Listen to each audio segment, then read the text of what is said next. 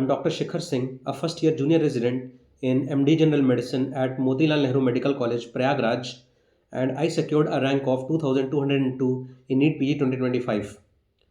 And आज मैं जिस चीज़ के बारे में डिस्कस करने जा रहा हूँ वो ऑलमोस्ट हर स्टूडेंट जिसकी अंडर 5000 रैंक आती है और वो उसका ये तो डिसाइडेड है कि उसको सर्जिकल ब्रांचेस नहीं लेनी है, देन वो अल्टीमेटली इस चीज़ में कंफ्यूज होगा कि उसको रेडियोलॉजी लेनी चाहिए कि जनरल मेडिसिन।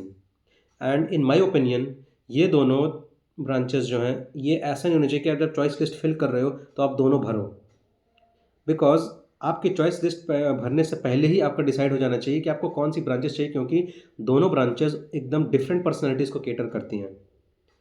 सो मैंने भी जब मेरे पास टाइम था और मेरी रैंक आई तो स्टार्टिंग में मैं भी बहुत ज़्यादा कंफ्यूज था, और फिर मैंने काफ़ी रिसर्च किया ऑनलाइन भी, और मैं अपने शहर प्रयागराज में थोड़ा सा मतलब कि बाकी डॉक्टर से भी बात की और मिला। और इनफैक्ट मैं स्वरूप रानी हॉस्पिटल भी गया था और वहाँ के दोनों ही डिपार्टमेंट में अराउंड 1 आवर स्पेंड किया, वहाँ के पीजी से बात किया और थोड़ा जानने की कोशिश की। तो जो मैं फिर अल्टीमेटली मैंने जनरल मेडिसिन डिसाइड किया और वो मुझे अलॉट भी होगी एमएलएन, सेम मेरे ही होम टाउन में। सो तो मुझे लगा कि ये चीज़ मेरी तरह और भी बहुत ज़्यादा स्टूडेंट्स होंगे जो कंफ्यूज कर रहे होंगे। सो let's talk about both of these branches. सबसे पहले हम रेडियोलॉजी की बात करेंगे और हम इसको प्रोज एंड कॉन्स में देखेंगे। तो प्रोज की बात करें तो सबसे पहला कि रेडियोलॉजी में वर्क लाइफ बैलेंस बहुत अच्छा होता है, और ये मैंने जितना रिसर्च किया, जितना मैंने डॉक्टर से पूछा अपने शहर के, और मैंने एमबीबीएस डेज में भी देखा था, और ये ट्रू है कि रेडियोलॉजी डिपार्टमेंट आपने खुद देखा होगा कि वो कितना अलग होता है। वहाँ यूजली कोई किसी पे चिल्ला नहीं रहा होता है और फुल्ली एयर कंडीशनड होता है और थोड़ा अलग से वाइब देता है, थोड़ा अच्छी वाली वाइब देता है वो रेडियो डिपार्टमेंट। तो this is true. 9 o'clock to 4 o'clock kind of job जैसा होता है, तो ये कई लोगों को अच्छा लगेगा। और सेकंड पॉइंट है अर्ली मनी, और ये बहुत इंपॉर्टेंट एस्पेक्ट है। इनफैक्ट रेडियोलॉजी का यूएसपी ही यही है कि ये इसमें दोनों चीज़ हैं, good work life balance and good money. और गुड मनी की बात करें तो हर ब्रांच में देखिए मनी तो है, ऐसा नहीं आपको अपनी स्किल डेवलप करनी होगी तो पैसा अल्टीमेटली तो आएगा। तो कभी भी कोई भी ब्रांच को आप ये मत देखिए कौन किस में ज़्यादा कमाई है, बिल्कुल नहीं। हर एक ब्रांच में आप अच्छे से कमा सकते हो प्रोवाइडेड आप अपने स्किल सेट बढ़ाइए। बट रेडियोलॉजी में ये होता है कि अर्ली मनी है, मीन्स बाकी ब्रांचेस में जहाँ आपको 3-4 साल 5 साल फील्ड में उतरना होगा, प्रैक्टिस करना होगा, विद टाइम आपका मनी एक्सपोनेंशियली ग्रो करेगा। बट रेडियोलॉजी स्टार्टिंग में ही आपको बहुत अच्छा मतलब मनी देगा डेफिनेटली। तो ये इसका यूएसपी है। थर्ड कि less medico legal issue.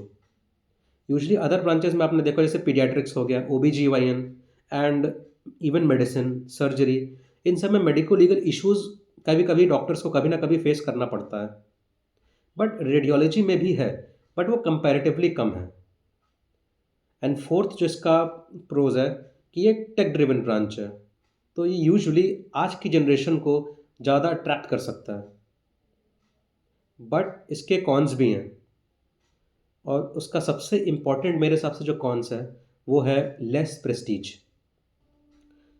So this say a radiologist is a doctor's doctor.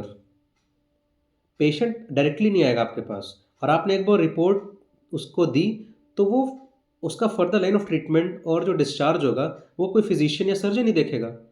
तो बेसिकली अगर जनरल पब्लिक के पॉइंट ऑफ व्यू से बात करें तो रेडियोलॉजी में प्रेस्टीज कम है।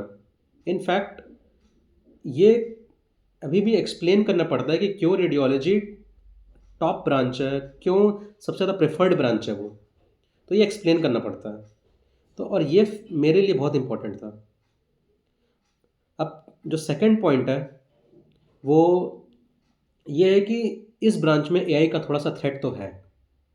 सी ऐसा नहीं है कि एआई जो है वो रेडियोलॉजिस्ट को टोटली रिप्लेस कर देगा, बट इन माय ओपिनियन, और मैंने जितना ये रिसर्च किया, जितना मैंने डॉक्टर से बात की है, जितना मैंने अदर डॉक्टर्स का ओपिनियन सुना है, ये चीज़ तो फॉर श्योर है कि एआई की वजह से रेडियोलॉजिस्ट का काम इजी हो जाएगा। और एक रेडियोलॉजी जो एआई नहीं सीखेगा उसके लिए बहुत डिफ़िकल्ट हो जाएगा।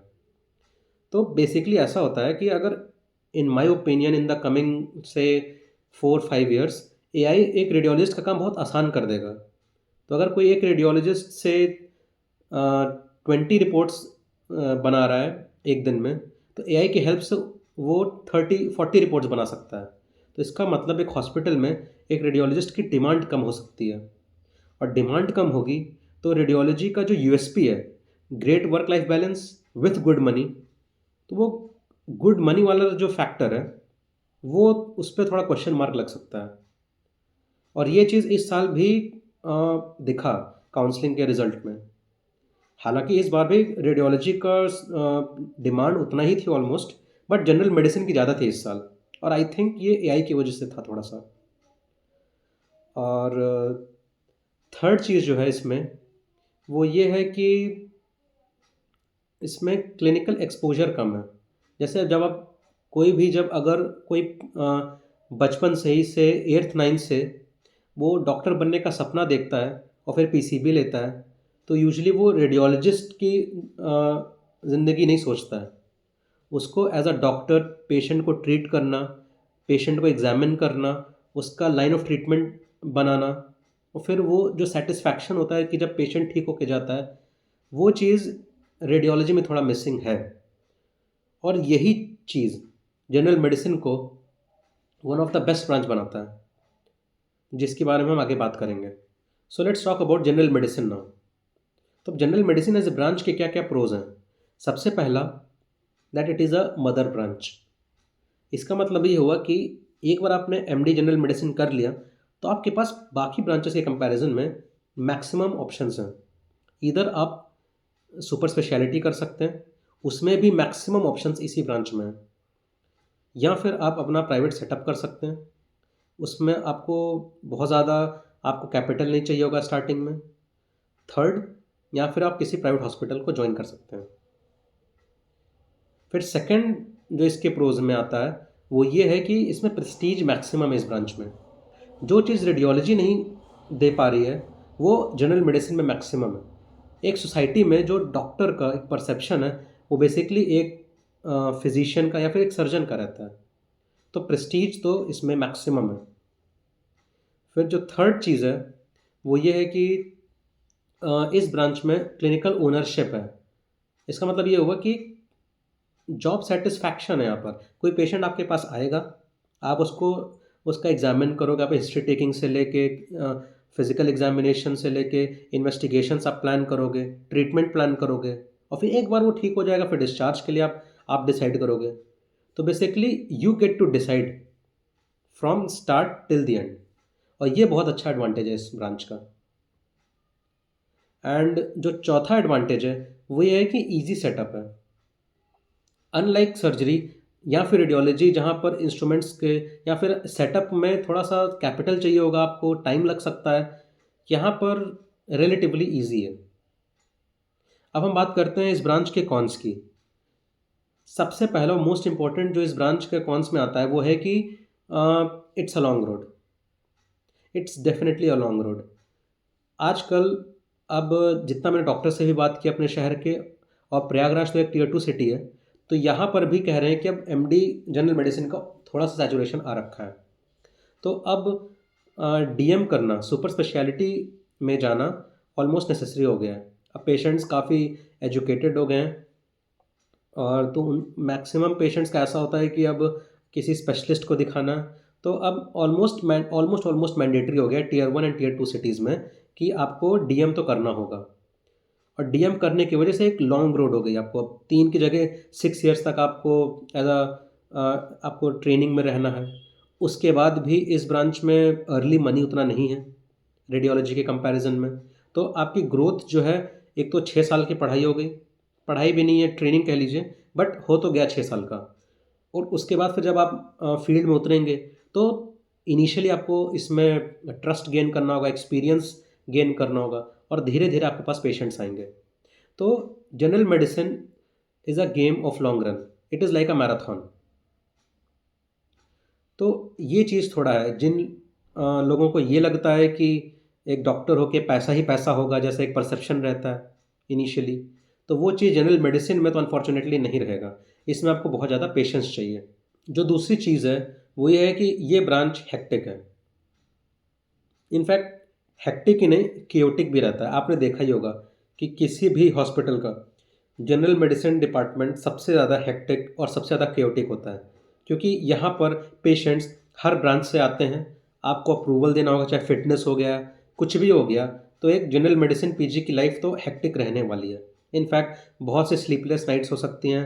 कई हॉस्पिटल्स में मैंने देखा है कि लाइक केजीएमयू लोग सो भी नहीं पाते हैं 36-36 48 घंटे तक। तो ये चीज़ तो ट्रू है कि जनरल मेडिसिन कंपैरेटिवली काफ़ी ज़्यादा हेक्टिक है, लॉन्ग रन है इसमें, और डिलेड ग्रेटिफिकेशन है। एंड जो थर्ड चीज़ है वो ये है कि medico legal issues. Unlike radiology, इसमें मेडिको लीगल इश्यूज़ आ सकते हैं, फेस करने पड़ सकते हैं, और इसमें रिस्क उतना ही जैसे एक सर्जरी में या ओबीजीवाइन में रहता है, वैसे इतने इसमें भी रहता है।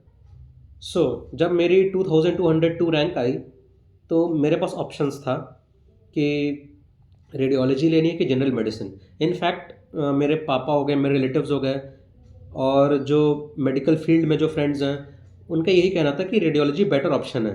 पीस ऑफ माइंड है, हेक्टिक कम है, चिल लाइफ है, शांति से एकदम से रेजिडेंसी जाएगी, उसके बाद भी लाइफ सही है, पैसा अच्छा है। तो मेरे मन में भी वही था कि रेडियोलॉजी ही लिया जाए। लेकिन फिर मैंने जब और रिसर्च किया, मैं इनफैक्ट स्वरूप रानी हॉस्पिटल भी गया था। वहाँ पर भी मैंने जनरल मेडिसिन और रेडियोलॉजी दोनों डिपार्टमेंट मैंने विज़िट किए थे। वहाँ मैं रहा थोड़ी देर, तो मैंने ये नोटिस किया कि रेडियोलॉजी थोड़ा सा मोनोटोनस है, थोड़ा एक्साइटिंग कम है। वही चीज़ है, मुझे क्लिनिकल ओनरशिप थोड़ा चाहिए रहता है, मुझे मेरे ओपिनियन में तो ऐसा था। तो वो चीज़ थोड़ा-सा मुझे लैकिंग लगा वहाँ पर। और दूसरी चीज़ ये है कि जब ये वो लोग रिलेट कर पाएँगे जो मेरी तरह किसी के प्रेशर में मेडिसिन नहीं लिया। मीन्स जब आप नीट के भी पहले, जब आप 9th-10th में थे, जब आपको बायो या मैथ्स में से चूज़ करना था, तो मैंने अपने विल से ये मैथ्स छोड़ के बायो चूज़ किया था। इनफैक्ट मेरी फैमिली, मेरी मम्मी-पापा तो मुझे इंजीनियर बनाना चाहते थे। बट मेरा ड्रीम था कि डॉक्टर बनना, और वो ड्रीम के जो इमेज है वो जनरल मेडिसिन अलाइन करता है। इसमें क्लिनिकल ओनरशिप है, इसमें प्रेस्टीज है, और हाँ, ये लॉन्ग रन है, इसमें पेशेंस ज़रूरी है। बट आई थिंक अगर किसी को पसंद है ये चीज़, किसी ने ड्रीम किया है मेडिसिन, तो उसको ये इशू नहीं आएगा। So that's it for this video. और इफ़ यू वांट, मैं इसके आगे भी वीडियो बना दूंगा कि मैंने फर्स्ट अटेम्प्ट में अपने इंटर्नशिप के साथ कैसे नीट पीजी में अच्छी रैंक लाई। Thank you.